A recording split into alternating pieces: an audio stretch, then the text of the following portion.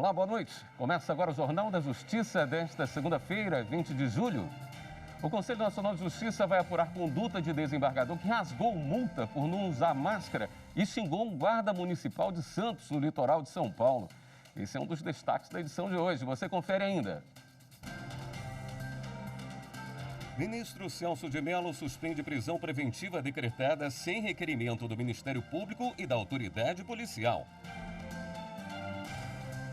Ministro Alexandre de Moraes determina pagamento por precatório de dívida trabalhista de empresa de saneamento de Rondônia.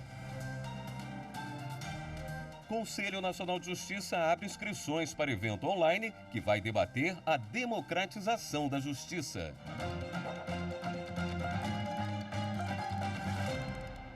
O ministro Celso de Mello, do Supremo Tribunal Federal, suspendeu conversão de prisão em flagrante em prisão preventiva sem que o réu tenha passado por audiência de custódia.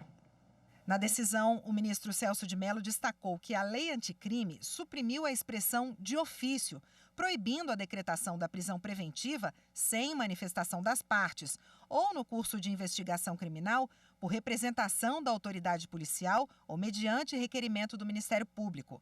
De acordo com o ministro, o juiz de primeira instância também negou a realização da audiência de custódia por causa da pandemia do novo coronavírus. Celso de Mello ressaltou que o preso em flagrante tem o direito de ser conduzido à presença da autoridade judiciária competente e que decisões do Supremo têm determinado a realização no prazo de 24 horas de audiência de custódia. A medida cautelar suspende a conversão da prisão em flagrante em prisão preventiva. O ministro Alexandre de Moraes, do Supremo Tribunal Federal, decidiu que a Companhia de Águas e Esgotos de Rondônia tem o direito de pagar uma dívida trabalhista por meio de precatório. Esse é o tema do comentário de hoje da nossa consultora jurídica, Karina Zucolotto. Olá, boa noite. E hoje a decisão vem do gabinete do ministro Alexandre de Moraes. O ministro atendeu um pedido feito pela Companhia de Águas e Esgoto do estado de Rondônia para afastar a decisão da Justiça do Trabalho, que entendeu não ser a ela aplicável o regime de pagamento de dívidas por meio de precatórios em razão de uma dívida trabalhista que teria sido condenada.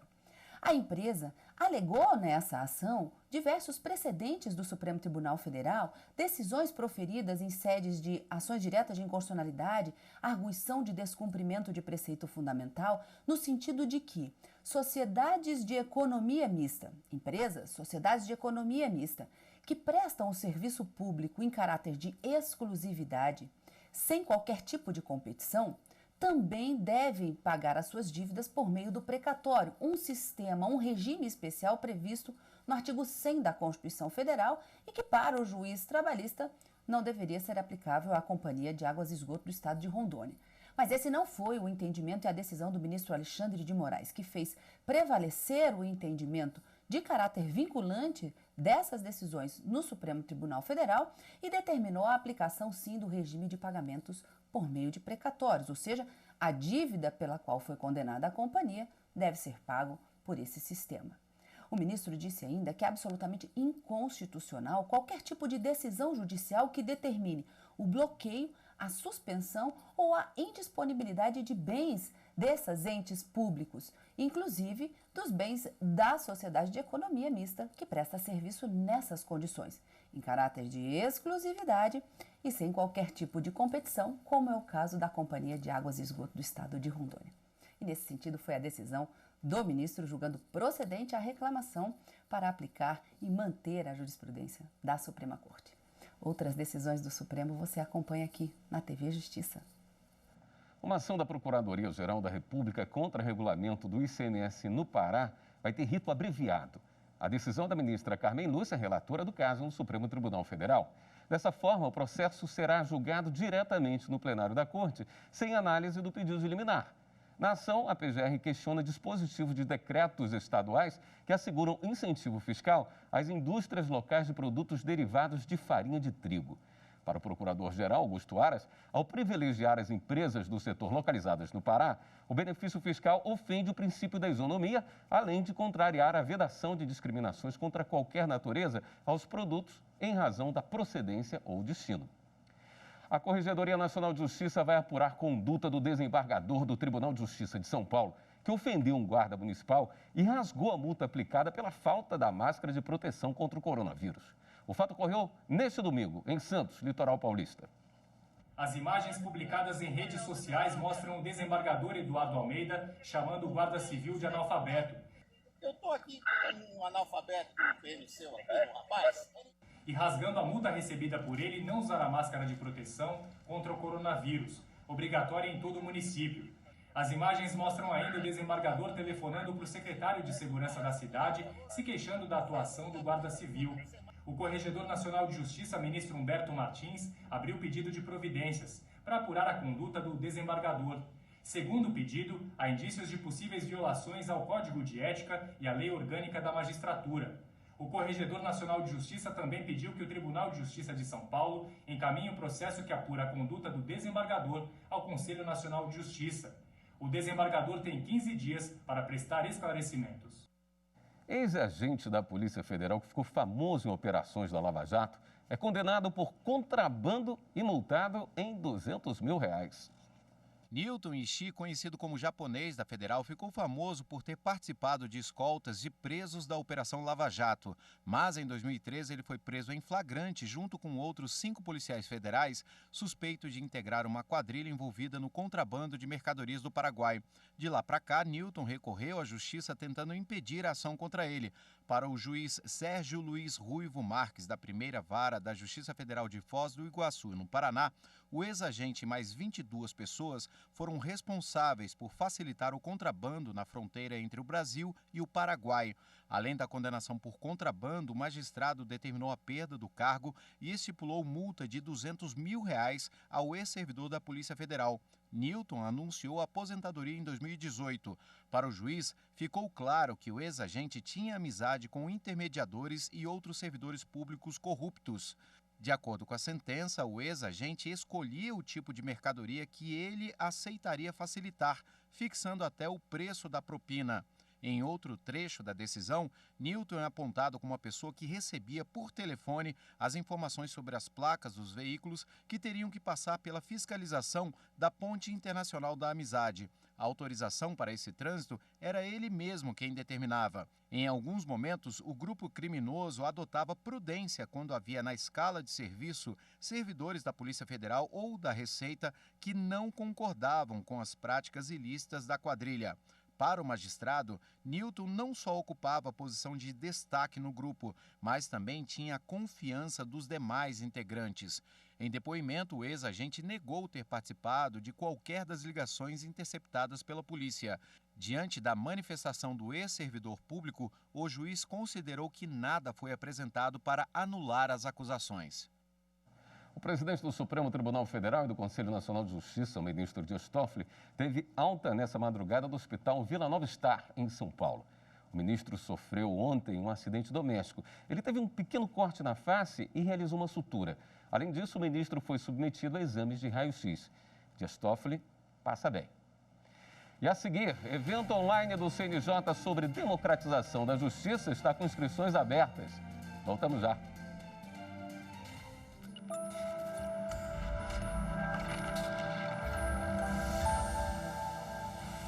A Constituição protege o meio ambiente ecologicamente equilibrado, bem de uso comum do povo, essencial à qualidade de vida e impõe ao poder público e à coletividade o dever de defendê-lo e preservá-lo para as presentes e futuras gerações.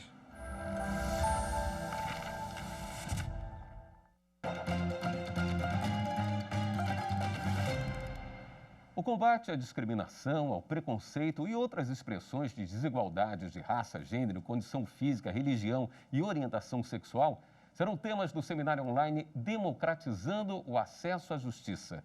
O evento é uma realização do Conselho Nacional de Justiça. As inscrições estão abertas até o próximo dia 27. Podem ser feitas pela internet na página do CNJ. O seminário online acontece no dia 30 de julho. Foram convidados conselheiros, ministros, magistrados estaduais, federais e do trabalho, além de representantes da advocacia, do Ministério Público, do Legislativo Federal e acadêmicos.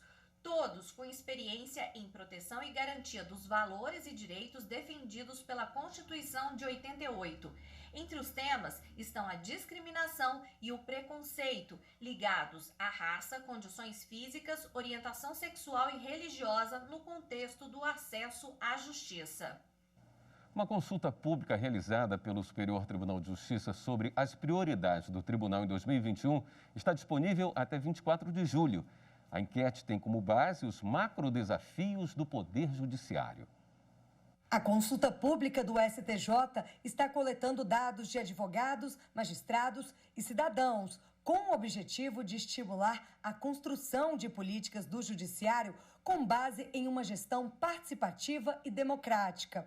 Estão entre os desafios para os anos 2021 a 2026 o fortalecimento da Estratégia Nacional de Tecnologia da Informação e Comunicação e de Proteção de Dados, a promoção da sustentabilidade e o enfrentamento à corrupção e à improbidade administrativa. Os resultados da enquete e a proposta de metas para o próximo ano serão apresentados na reunião preparatória para o 14º Encontro Nacional do Poder Judiciário, prevista para agosto. Para participar da consulta, basta acessar o site do Tribunal, stj.jus.br, até o dia 24 de julho. A Justiça autorizou a prisão de um homem envolvido em crimes ambientais. Ele comandava extração ilegal de minério em Campo Largo, no Paraná. Segundo as apurações da Polícia Federal, a empresa investigada não tinha autorização da Agência Nacional de Mineração nem licença ambiental para extrair o material. A área explorada tinha 50 mil metros quadrados e, nos últimos anos, causou prejuízo de 20 milhões de reais aos cofres públicos, valor que seria arrecadado com o pagamento de impostos. O responsável pelo local foi autuado pelo crime de usurpação de bens da União e pode ser condenado até 5 anos de prisão. Um empregado que omitiu uma lesão anterior a um acidente de trabalho conseguiu estabilidade no emprego. O caso foi julgado pela seção 2 de dissídios individuais do TST. Para os ministros, não houve relação de causa e efeito entre a omissão do profissional e o julgamento que lhe foi favorável. O empregado trabalhava para a empresa União Química Farmacêutica Nacional, no Distrito Federal. No processo, contou ter sofrido uma queda no trabalho e fraturado a mão direita. Disse que precisou passar por cirurgia e ficar afastado. Segundo ele, a empresa ignorou o fato e manteve o profissional em função pesada. Mas, na versão da União Química, o empregado teria agido de má fé, pois teria se utilizado de lesão anterior para garantir o afastamento do emprego. O Tribunal Regional do Trabalho da 10ª Região, que compreende o Distrito Federal e Tocantins, reformou a sentença que desconsiderou a relação entre o acidente e o trabalho prestado para a empresa. Para o TRT, apesar do reconhecimento da má-fé do profissional devido à omissão sobre lesão anterior, a queda sofrida em abril de 2010 ocorreu no local de prestação de serviços. Sendo assim, o regional entendeu válido o afastamento previdenciário superior a 15 dias, garantindo estabilidade no emprego a ser contada a partir do fim do auxílio-doença. A empresa recorreu ao Tribunal Superior do Trabalho na tentativa de suspender a decisão do regional. O relator do recurso da empresa na SDI 2, ministro Douglas Alencar, observou que o profissional tinha direito à garantia de emprego a contar do fim do auxílio-doença. O relator avaliou que, apesar da conduta reprovável do empregado, que foi condenado ao pagamento de multa por litigância de má-fé, a configuração do direito material foi amplamente demonstrada pelas provas constantes da reclamação trabalhista. Por unanimidade, os ministros negaram o pedido da empresa e ficou mantida a estabilidade do empregado. O Tribunal Regional Federal da 1ª Região garante a um trabalhador rural vítima de fraude o direito de cancelar o número de seu CPF e de ter expedição de um novo documento. Mais detalhes com o repórter Márcio Fontinelli. Segundo a ação, o rapaz teve os documentos roubados e os bandidos abriram de forma fraudulenta contas em bancos e financiamentos, além de emitirem cheques sem fundos. Mesmo depois do registro de ocorrência na polícia, as fraudes continuaram. O pedido foi acolhido em primeira instância, porém, a União recorreu ao TRF com o argumento de que a expedição de novo número de CPF contraria a instrução normativa da Receita Federal. Mas, ao analisar o caso, o relator, juiz federal Roberto Carlos de Oliveira, destacou que é evidente que o número do CPF está sendo usado de forma indevida por terceiros, sendo aceitável o pedido do trabalhador rural de cancelar o número antigo e abrir uma nova inscrição. E no próximo bloco, o Brasil ultrapassa a marca de 80 mil mortes causadas pela Covid-19. Em instantes.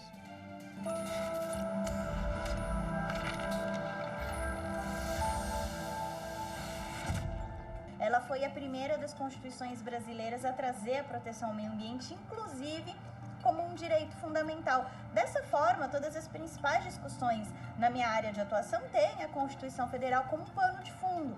As questões relacionadas ao Código Florestal, a proteção das áreas verdes, a questão da imprescritibilidade da pretensão da reparação civil do dano ambiental, recentemente analisada pelo STF.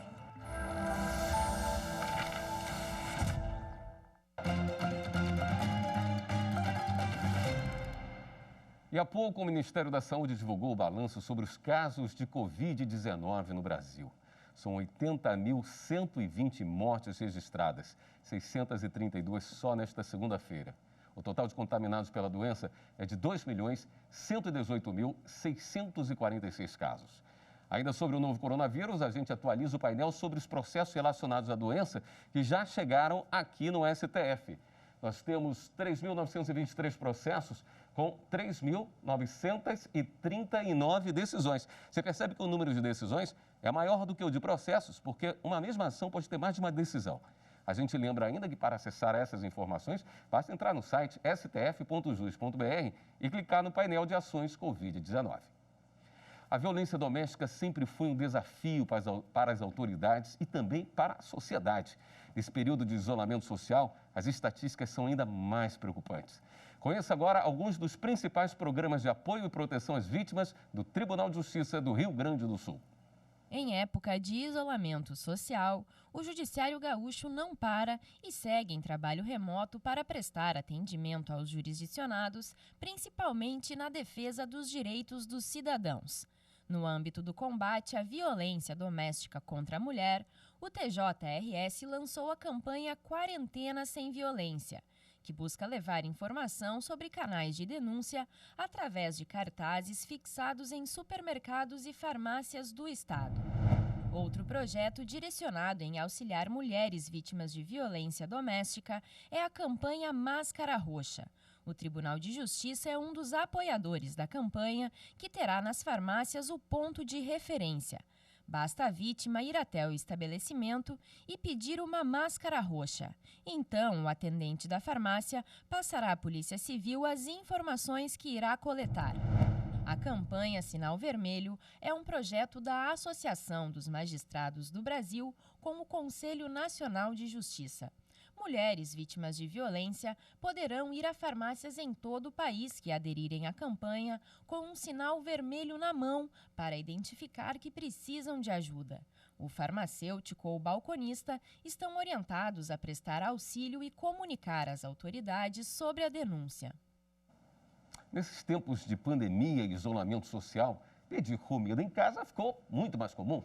Agora imagine você receber uma refeição estragada ou com algum outro problema. Como ficam os direitos do consumidor? Saiba na reportagem de Viviane Novaes. Nas ruas, para onde a gente olha, vê um motoboy que faz entrega em domicílio, o chamado delivery. Agora imagine receber essa refeição colorida, de boa aparência, e no meio dos legumes encontrar uma barata. Isso mesmo. As fotos foram tiradas pelo advogado Diogo Toscano. Ele comprou um pacote com 5 refeições num aplicativo de delivery. Esse pacote, ele não indicava qual seria o restaurante que iria providenciar esses alimentos. Ele apenas indicava uma lista com alguns pratos que eu poderia escolher. A embalagem estava lacrada, estava com a logo dessa empresa, indicando o pacote promocional, mas quando eu retirei a tampa, eu observei que havia uma barata morta dentro do alimento. Diogo procurou a empresa do aplicativo para tentar a restituição do valor das refeições, mas não funcionou. Infelizmente, eu tentei de forma extrajudicial resolver essa questão, mas a empresa acabou ignorando todos os meus contatos, foram mais de 3 contatos, disse que devolveria o valor, mas infelizmente depois mudou de ideia. O consumidor, então, entrou na justiça e ganhou a causa. O 6º Juizado Especial Cível de Brasília condenou o aplicativo a devolver o valor das refeições, R$ 49,00, e a pagar R$ 2.000 por danos morais. A juíza Marília Sampaio lembrou o princípio da qualidade do produto ou serviço previsto no Código de Defesa do Consumidor e que o alimento era impróprio por expor à saúde. O advogado Pedro Magalhães diz que o aplicativo de entrega de comida pode ser responsabilizado quando oferece promoções e não dá ao consumidor o direito de escolher o restaurante. Se eventualmente houver uma falha nesse produto, o produto vier impróprio para o consumo, o aplicativo pode ser demandado por esse consumidor lesado para ter o seu devido ressarcimento. O STJ ele já fixou jurisprudência na qual, mesmo que não haja o efetivo consumo daquele alimento impróprio, já é cabível a incidência do dano moral. Isso se dá porque a mera colocação em mercado de um alimento impróprio para uso já incide na indenização do dano moral. No Distrito Federal, a Justiça negou indenização por danos morais e materiais a um passageiro que perdeu o celular num carro de transporte de aplicativo. Além de prestar atenção no trânsito e oferecer um bom atendimento, às vezes é preciso ajudar os passageiros mais esquecidinhos. Vai desde uma simples chave de carro até um carregador portátil. O passageiro acabou de esquecer um celular aqui e ao olhar no banco de trás já verifiquei o celular. Quando eu peguei o celular, ele já tinha me ligado. Eu falei, tô voltando aí para te entregar teu celular. Isso já está sendo constante. O meu celular, ele caiu dentro do carro, né? E eu não havia percebido, fui perceber depois de uns 15, 20 minutos. E o processo todo de recuperar foi muito tranquilo. A minha amiga entrou em contato com o suporte do aplicativo. Logo eles contactaram o motorista e a gente falou com ele por telefone. E ele estava bem próximo de onde a gente estava e devolveu para a gente o celular. Quando eu cheguei no meu apartamento, eu tinha me dei conta que eu estava sem o meu celular. Aí eu entrei no próprio aplicativo e vi que tinha uma opção para caso você tivesse perdido alguma coisa dentro do carro. Ele voltou e deixou o meu celular no meu condomínio. O aplicativo fez a ponte para que eu conectasse com esse cara, com o motorista, e o acordo para conseguir pegar de volta a bolsa foi feito exclusivamente por nós. Ele pediu que eu buscasse na casa dele e eu fui lá e busquei a bolsa. Mas nem todo mundo tem essa sorte na hora de recuperar um objeto perdido. Aqui em Brasília, um homem entrou com uma ação na justiça pedindo indenização por danos morais e materiais por ter esquecido o celular dentro de um carro de aplicativo. No processo, o passageiro alegou que tentou contato com a empresa e com o motorista, mas mesmo assim não conseguiu recuperar o celular. O caso foi julgado pelo 6º Juizado Especial Cível de Brasília. O entendimento foi que o passageiro não tinha direito à indenização porque não houve falha na prestação de serviço.